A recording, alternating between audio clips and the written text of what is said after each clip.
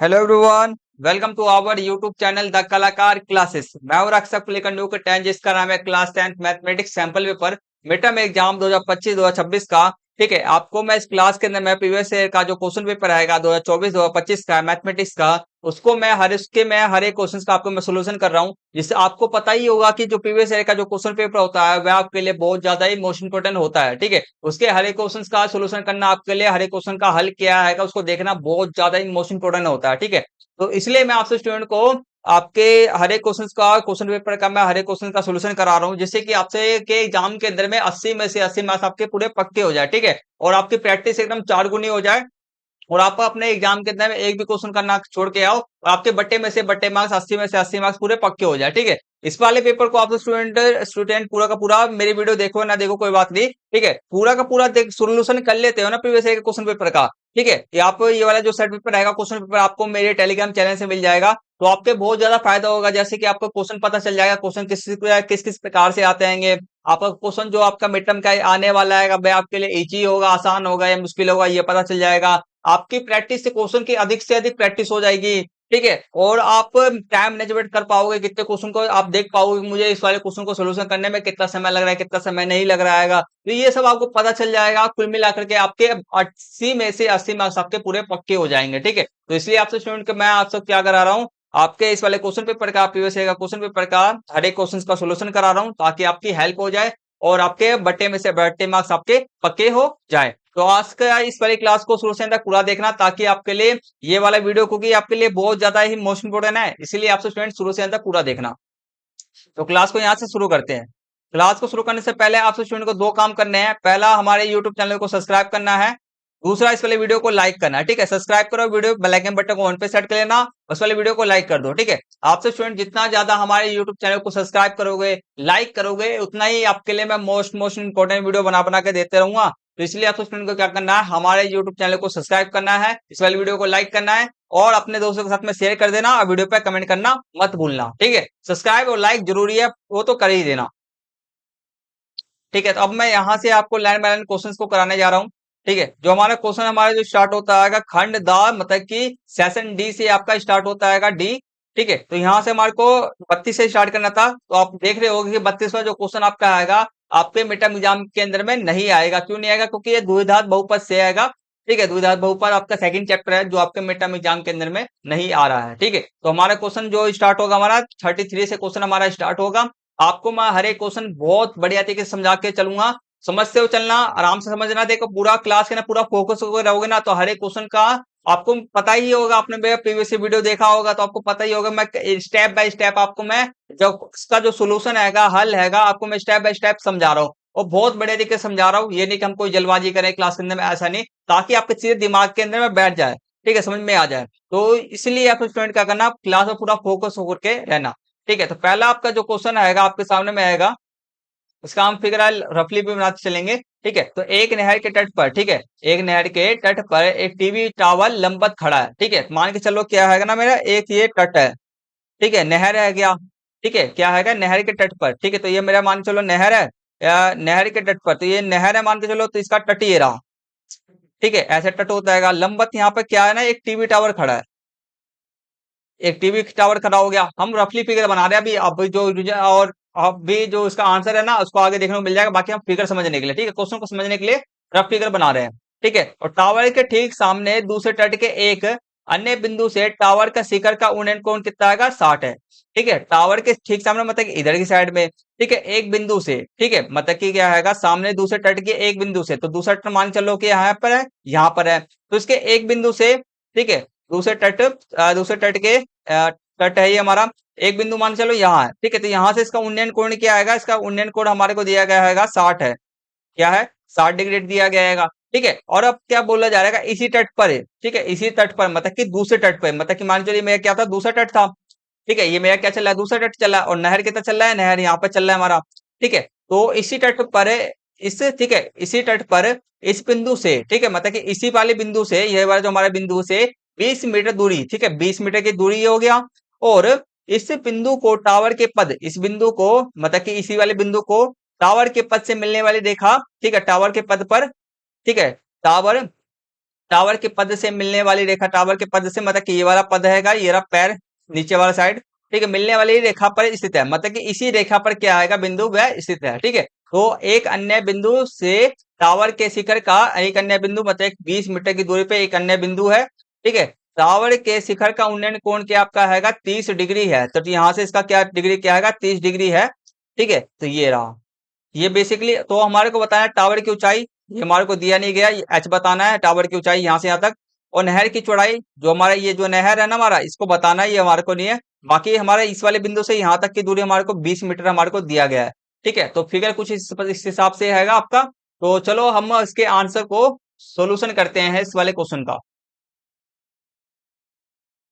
तो आपको मैंने क्वेश्चन पहले ही लिख रखा है, क्वेश्चन का आंसर मैंने पहले ही लिख रखा है, ताकि हमारा समय से जितना समय बच सके आपको अधिक से अधिक क्वेश्चन प्रैक्टिस करा सकूं, ठीक है। तो फिगर कुछ इस प्रकार से बनेगा, देख लेना आप सब, ठीक।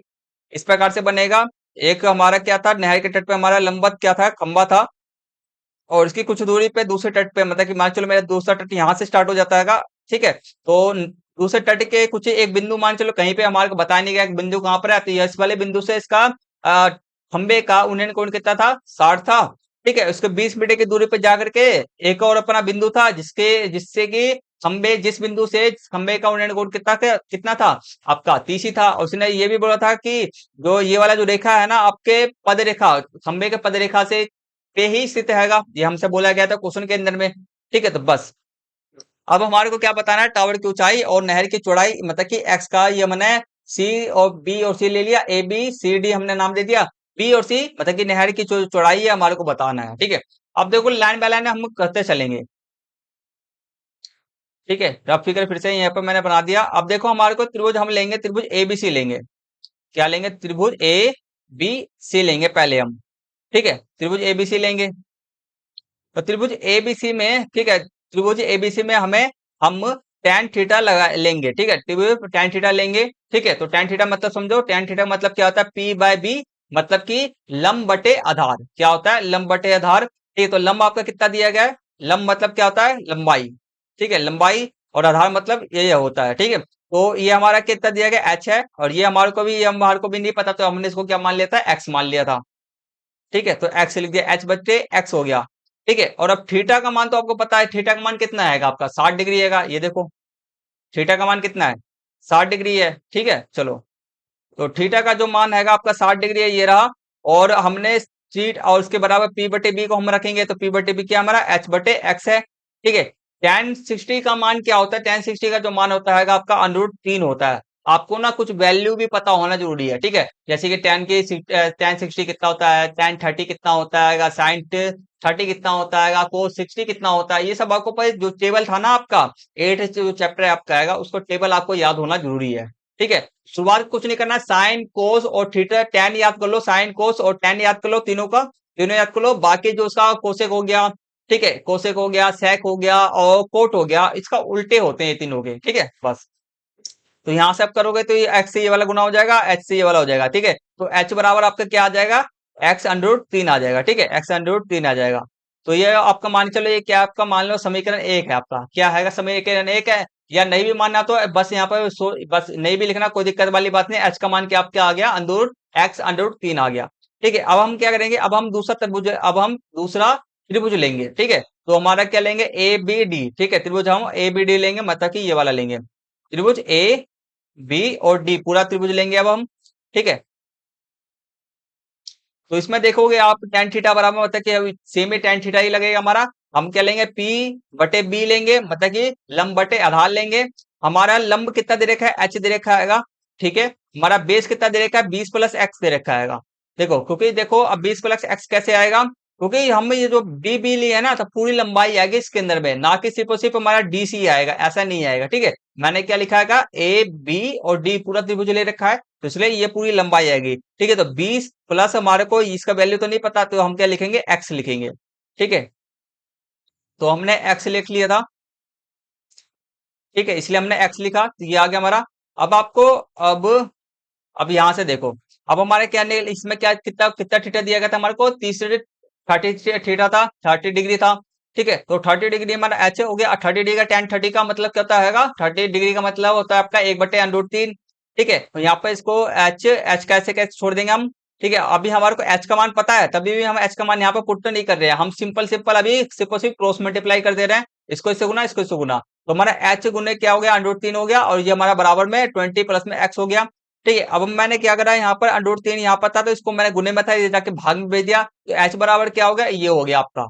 ठीक है, एच बराबर क्या हो गया आपका, ये हो गया। अब देखो क्या करना है, अब हमारे को ये करना है, अब हमारे को ये करना है कि समीकरण एक का मान समीकरण दो में रखने पर, ठीक है, या ऐसे भी लिख दो। अब आपको तीसरा स्टेप करना है, तीसरा स्टेप ये होगा, समीकरण एक का मान समीकरण दो में रखने दो।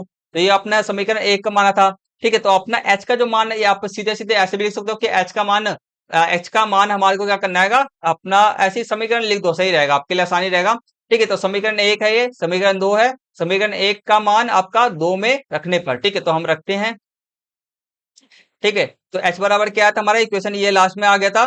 ठीक है, तो हमने एच का मान क्या आया था हमारा, एच का मान ये देख रहे हो आप, ये रहा एच का मान, ये आया था। तो एच का मान हमने सीधे सीधे यहाँ पर रख दिया। ठीक है, अब देखो क्या करना है, अब फिर से क्रॉस मल्टीप्लाई होगा, क्रॉस मल्टीप्लाई, इसको इससे गुना, इसको इससे गुना, तो इसको इससे गुना करेंगे, हमारा कितना है, ये आ गया, तो ये बराबर ये हो गया। ठीक है, अब देखो आपको पता होगा कि तीन के अंदर में क्या होता है, दो अंडर रूट होते हैं। ठीक है, दो अंडर रूट तीन होते हैं। ठीक है, वैसे दो के अंदर में कितने होते हैं, दो अंडर रूट होते हैं। ठीक है, तो ये क्या बच जाएगा हमारा, ये हमारा इतना वाला हिस्सा हमारा तीन बच जाएगा, तो 3x हो गया, बराबर में 20 प्लस में x हो गया। अब इसको जोड़ घटाना है हमारे को, यहाँ पे एक x है, तो इधर जाके भेज देंगे इसको, 2x बचेगा। ठीक है, यहाँ पे 20 बच गया। अब यहाँ पे दो गुने में इधर जाके इसको हम क्या करना पड़ेगा हमारे को, गुने में, तो इधर जाके भाग में हो जाएगा। दो को जब 20 से भाग करेंगे तो हमारे कितना आ जाएगा, x की वैल्यू कितना आ गया, 10 आ गया। ठीक है, तो x की वैल्यू क्या आ गया हमारा, 10 आ गया। तो करो बस, तो हमारा x की वैल्यू हमारे को 10 आ गया, मतलब कि नहर की चौड़ाई आ गया। ठीक है, एक्स की वैल्यू क्या आ गया हमारा, 10 आ गया, मतलब कि नहर की चौड़ाई, हमने नहर की चौड़ाई को क्या माना था, एक्स माना था।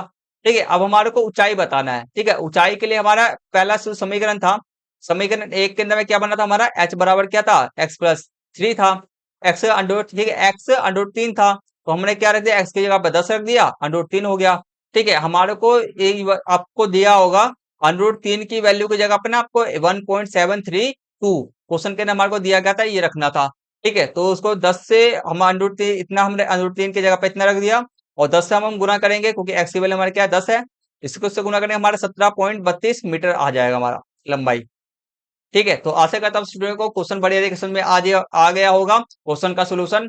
और किसी भी स्टेप के अंदर कोई भी डाउट हो तो मुझे क्वेश्चन आपको कमेंट्स में पूछ लेना। ठीक है, नेक्स्ट क्वेश्चन करते हैं, नेक्स्ट क्वेश्चन करते हैं फटाफट से। ठीक है, नेक्स्ट क्वेश्चन इसी का अथवा वाला क्वेश्चन है हमारा। नेक्स्ट क्वेश्चन क्या आएगा, इसी का अथवा वाला आएगा, बस समझते चलो। ठीक है, इसका भी हमारे को रफली फिगर बनाएंगे यहीं पे।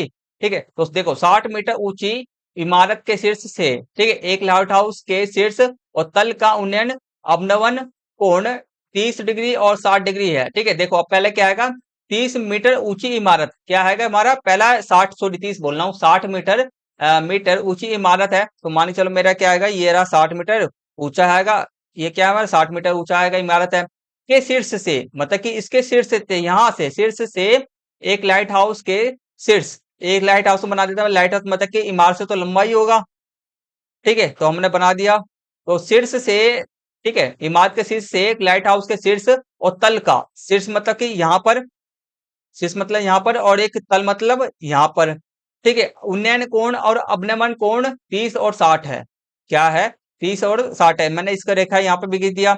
अब देखो, अब मेरा क्या क्या आ गया है, यहाँ से जब हम देखेंगे तो ये हमारा कितना आएगा बताओ, मैं इतना सिर्फ और सिर्फ यहाँ से लेकर के यहाँ तक देखूंगा। पहले मैं क्या कर रहा हूँ, यहाँ से मैं ऊपर की ओर देख रहा हूँ, तो ये मेरा कितना हो जाएगा, ये मेरा हो जाएगा 30 डिग्री, कितना होगा, ये मेरा होगा 30 डिग्री।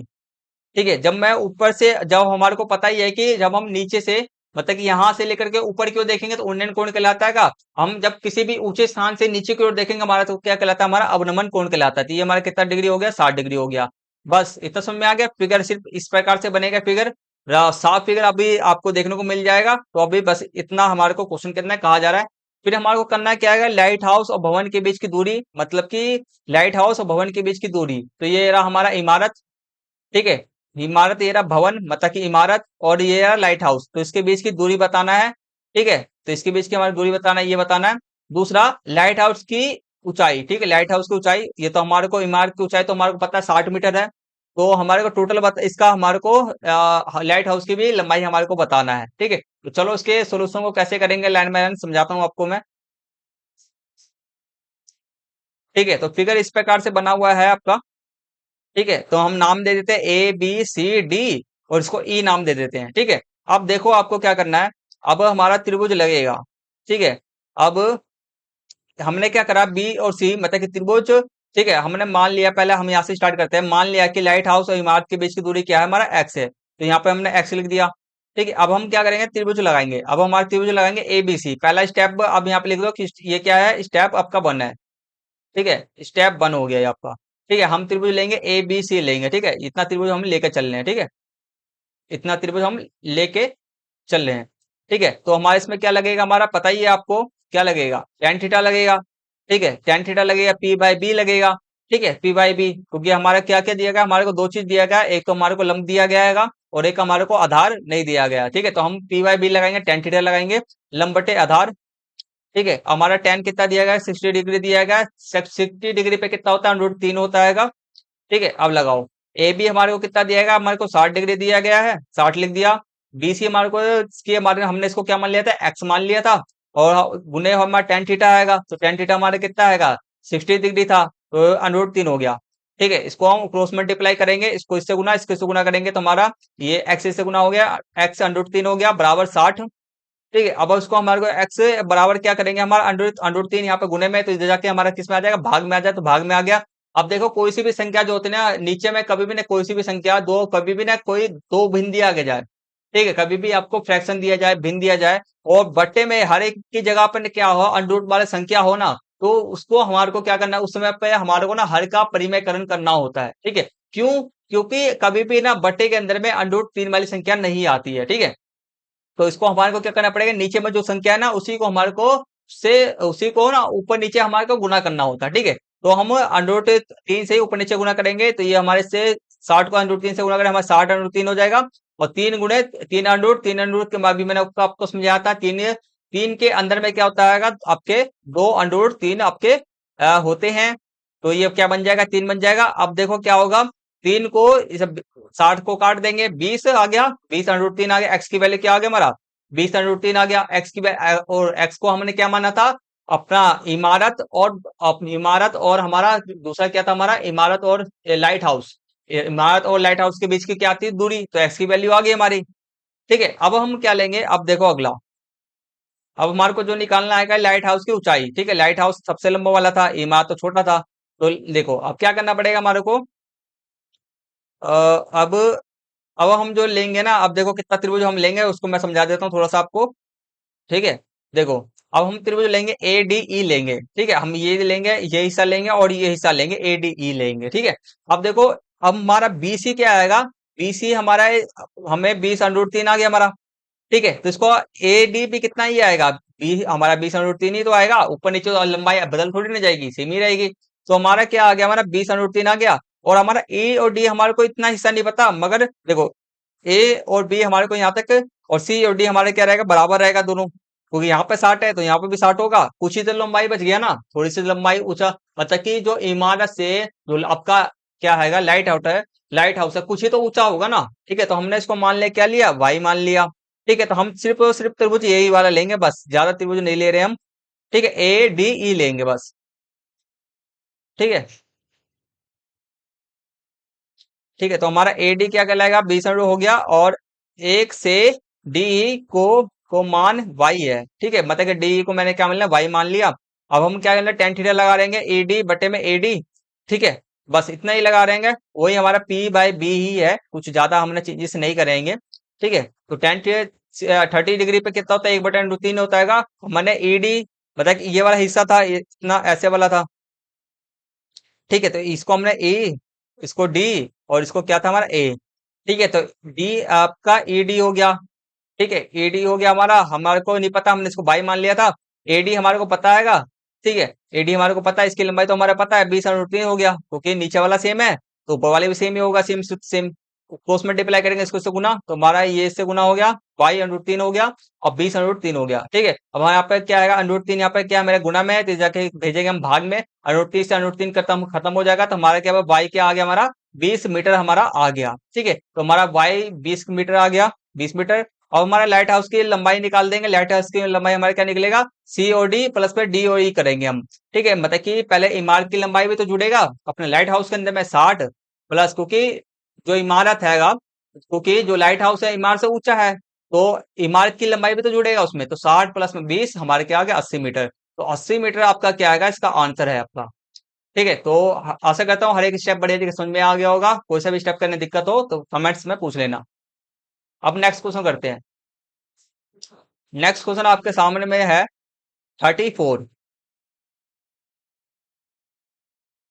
ठीक है, 34।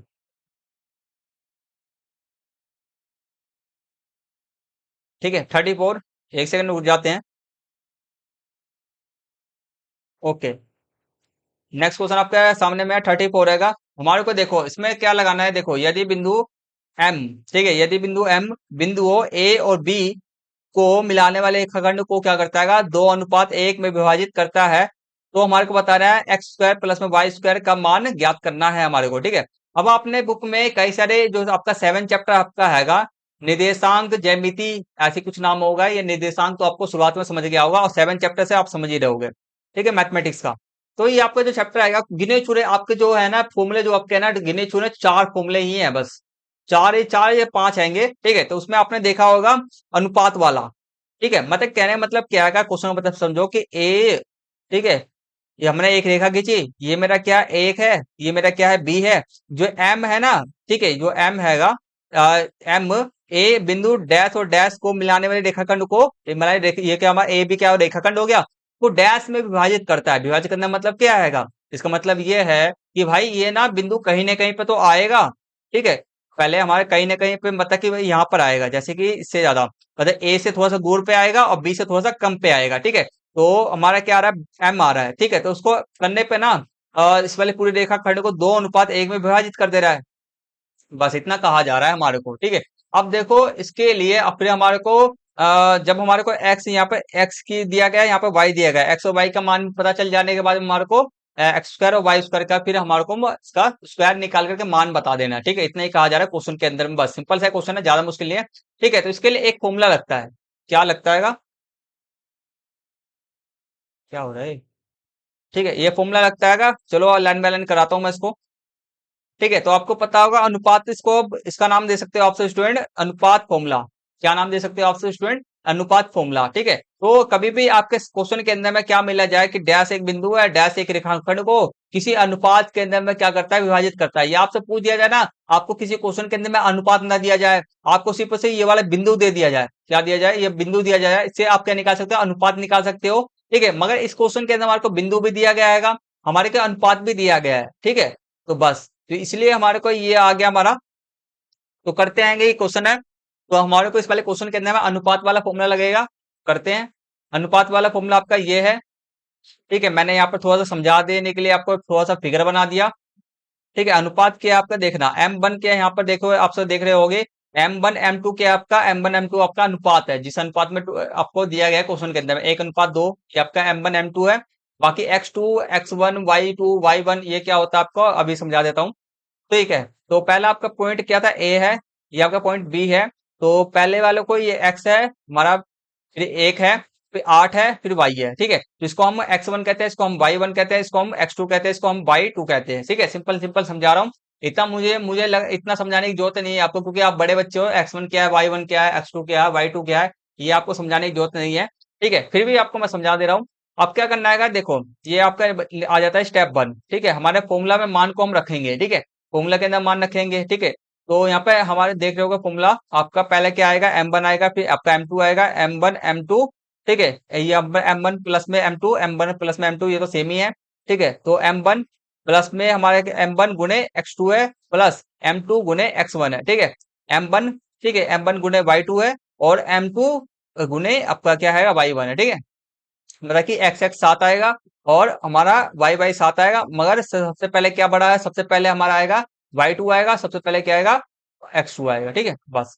तो हमने फॉर्मूले के अंदर मान का पुटअप कर दिया। ठीक है, अब पुट करने के बाद में आप देखो यहाँ से इसको सोल्यूशन करेंगे, हमारे क्या आ गया 16 आ गया, यहाँ हम इसको करेंगे x आ गया, 3 बच गया। ठीक है, अब हमारे क्या 2 आ गया, ये हमारे क्या 2 आ गया, ये हमारे इसको गुना करेंगे 1 आ गया, यहाँ पर हमें 2 प्लस 1 कितना हो गया, 2 प्लस 1 क्या हो गया हमारा 3 हो गया, 3 हो गया। ठीक है, अब हम देख रहे हो गया कि यहाँ पे अब इसका तो सोल्यूशन पूरा हो ही नहीं सकता, क्योंकि हमारे को x और y का वैल्यू पता ही नहीं है। एक्स और वाई की वैल्यू पता ही नहीं है। अब आप तो क्या करोगे, अब देखो स्टेप 2 है। ठीक है, स्टेप 2 के अंदर में क्या है हमारा m1, और हमारे को m दिया गया है 6:6 और 3 है। ठीक है, अन्य बिंदु है 6 और 3 है, अन्य बिंदु है।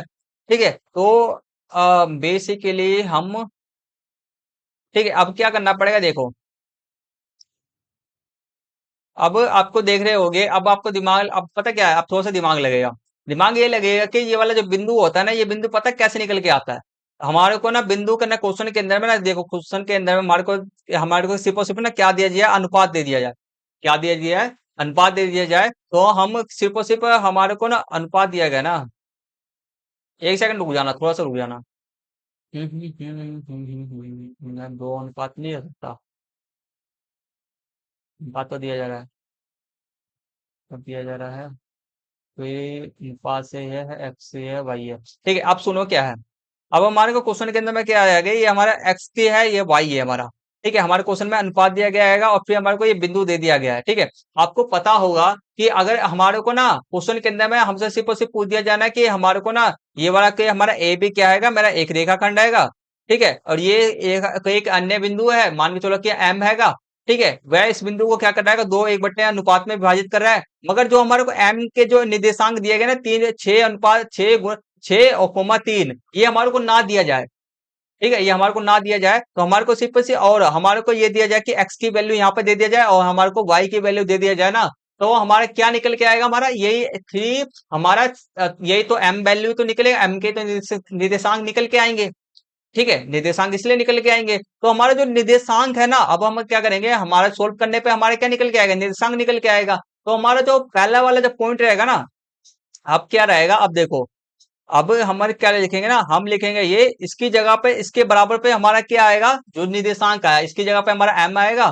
ठीक है, m के निर्देशांक आएंगे, क्या आएगा यहाँ इसकी जगह पे 6 आएगा इधर में, और इसकी जगह पे इसके बराबर में क्या आएगा हमारा 3 आएगा बस। ठीक है, थोड़ा समझ के देखना, ना समझ में आया तो पीछे करके देखना, समझ में आ जाएगा। ठीक है, तो हम इस वाली वैल्यू की जगह पे 6 बराबर में लिखेंगे, इस वाली वैल्यू की जगह पे 3 बराबर में लिखेंगे हम। ठीक है, बस, क्योंकि ये जो नंबर निकाला जाता है इसी प्रकार से हमने जब अनुपात दिया जाए, हमारे एक्स और वाई दोनों की वैल्यू दी जाए, ए वाला का भी पूरा निर्देशांक दिया जाता, बी वाले का पूरे पूरा निर्देशांक दिया जाता, तब जाके हमारे क्या निकल के आता, हमारा ये बिंदु ही तो निकल के आता ना, तो इसलिए ये वाला इसके बराबर होगा। ठीक है, बस अब क्या करना है, कुछ नहीं करना, क्रॉस मल्टीप्लाई करना है, इसको इससे गुना, इसको इससे गुना कर दो, या इसके नीचे कुछ नहीं, उसके नीचे 1 लगा दो। ठीक है, तो हमारे ये आ गया, इसके नीचे ये गुना हो गया, तो इसके नीचे आप क्या करेंगे, हमारे का 16 यहाँ पर है, इसको इधर भेज देंगे, 18, 18 में से 2 गया हमारा कितना, 18 में से 16 गया, हमारा एक्स की वैल्यू क्या आ गया, 2 आ गया, और एक्स की वैल्यू क्या आ गया, हमारा 2 आ गया। यहाँ देखो वाई की वैल्यू, वाई के बराबर हम क्या लिखते हैं, इस वाले इक्वेशन के बराबर में हम 3 लिख देंगे। ठीक है, 3 क्या 9, यहाँ पे आ गया हमारा एक इधर है, माइनस हो जाएगा, 8 बच गया। 2 y बराबर में क्या बचेगा हमारा पर, यहाँ पर हमारा 4 बचेगा। ठीक है, 2 यहाँ पे गुने में जाके भाग में आ जाएगा, इसको ऊपर नीचे भाग करें, हमारा क्या बच जाएगा, 4 बच जाएगा बस। ठीक है, तो x की वैल्यू ये आ गया, y की वैल्यू ये आ गया। ठीक है, बस क्वेश्चन बहुत आसान था, x की वैल्यू है, y की वैल्यू है, हमारे को फिर लास्ट में बताना था एक्स स्क्वायर और वाई स्क्वायर क्या है। 2 का स्क्वायर 4 का स्क्वायर, 2 का स्क्वायर 4 आता है, 4 का स्क्वायर 16 आता है, तो इसका क्या आ गया, हमारा 30 आ गया आंसर। ठीक है, बस कुछ नहीं करना था, हमारे को सिर्फ और सिर्फ पता होना चाहिए कि जो m वैल्यू आता है ना, हमारे को सिर्फ और सिर्फ क्या दे दिया जाए हमको, एक बार फिर से समझा देता हूँ। ठीक है, हमारे को क्वेश्चन के अंदर में ना, ये आपको थोड़ा सा उलझन वाला क्वेश्चन है, तो हमारे क्वेश्चन में सिर्फ और सिर्फ ना इसकी पूरी वैल्यू दी जाए, यहाँ पे एक्स ना हो, यहाँ पे कोई नंबर होना चाहिए, मान के चलो 3 है, यहाँ पे वाई नहीं होना चाहिए, यहाँ पे मान के चलो 5 है। ठीक है, ये हमारे को दिया जाए, और सिर्फ और सिर्फ हमारे को ये दिया जाए ना, अनुपात दे दिया जाए ना, तो हमारे जो वैल्यू जो निकल के आता है ना फॉर्मूला पे, सबको पुटअप सारे के सारे मान को पुट करने के बाद में जो हमारा जो वैल्यू निकल के आता है, ये निकल के आता है। ठीक है, तो हमारा जब हम इसको सोल्व करें, तो हमारा तो बीच में पूरा इक्वेशन तो सोल्व हुआ ही नहीं। ठीक है, तो हम जब पूरे इक्वेशन सोल्व हो जाए, तो हमारा आता क्या है, हमारा तो m की वैल्यू तो आएगी ना भाई, तो इसलिए हमने क्या करा, पहले वाले इक्वेशन की जगह पे 6 रख दिया, दूसरे और हमारा दूसरे वाले इक्वेशन की जगह बराबर में हमने 3 लिख दिया, फिर इसको फिर हम क्रॉस मल्टीप्लाई करके बस सोल्व कर दिया। समझ में आया ना क्वेश्चन, बस इसी प्रकार से करते हैंगे। ठीक है, तो बेसिकली आज की क्लास को हम यहीं पे हम फिनिश करते हैंगे।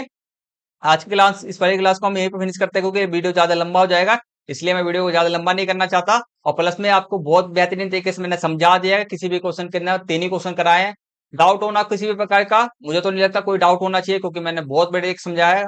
समझ में ना आया हो पीछे करके देख लेना। आज की क्लास यहीं पे फिनिश करते हैं, मिलते हैं नेक्स्ट वीडियो के अंदर में ही तब, ठीक है, नेक्स्ट वीडियो में जल्दी से मिलेगा। तब तक आपको वीडियो के लास्ट में 2 काम करना है, अभी तक नहीं करे तो हमारे यूट्यूब चैनल को सब्सक्राइब करना है। हमारे YouTube चैनल को क्या कर लेना है, सब्सक्राइब करके रख देना है। सब्सक्राइब करके रख लो, पहले 2 काम करना होता है, सब्सक्राइब करो और वीडियो को लाइक कर दो। ठीक है, ये 2 काम करना जरूरी है, क्योंकि ताकि आपको वीडियो को नेक्स्ट पार्ट आने वाला है बहुत ज्यादा ही, आपको मैं बार बार कह रहा हूँ, आपके जो क्वेश्चन पेपर करा रहा हूँ वेरी वेरी मोस्ट इंपोर्टेंट है। इसमें से आपके कितने परसेंट, आपको 80 से 90% आपके ना क्वेश्चन तो इसमें से बन जाएंगे भाई। ठीक है, इसको सोल्व कर लो, पार हो जाओगे, नैया पार हो जाएगी आपकी। ठीक है, ये आपके मिड टर्म एग्जाम के अंदर में 80 में से 80 मार्क्स, कम से कम आसपास में 80 में से ना 80 मार्क्स के आसपास में आप आ जाओगे। ठीक है, सोल्व कर लेते हो तो सोल्व कर लो, आपको मैं करा रहा हूँ। ठीक है, तो सोल्व जरूर कर लेना। ठीक है, तो सब्सक्राइब कर दो, वीडियो को लाइक कर दो, मिलते हैं जल्दी से नेक्स्ट वीडियो में, तब तक के लिए टेक केयर, टेक बाय, जय हिंद, जय भारत।